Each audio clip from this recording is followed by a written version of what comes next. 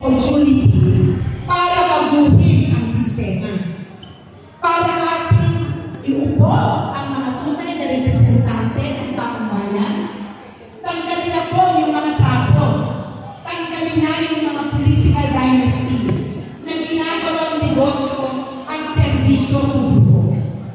Na parang ang serbisyo publiko ay kanilang pag-aari na pwede nila ipamana sa kanilang mga kapo, kamag-anak, etc.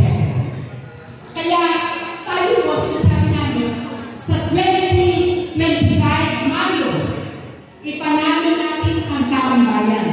Ipanalo natin ang mga makabayan. Labanan natin ang political dynasty. Labanan natin ang kahirapan. Labanan natin ang tulong na politika. Labanan natin ang gobyerno na nagpapakatutala sa kanila.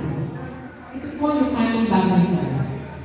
At alam namin, nakasama namin kayo sa mga kadikain ko para sa akin.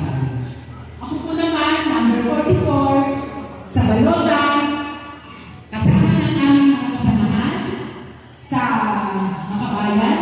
Andito po ang ating mga kasamahan din sa iba't ibang pampolitikang pwersa na may adikain ng pagbabago. Kaya tumakas kami sa inyo na kami po ay inyong susuportahan.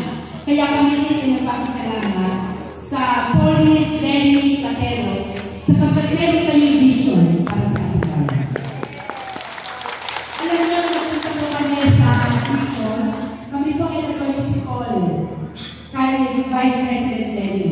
At natuwa kami dahil sa warm welcome at pinipapapin niya ang vision niya doon sa Bicol at sinabi niya namin sa kanya ang vision namin doon sa ating bayan.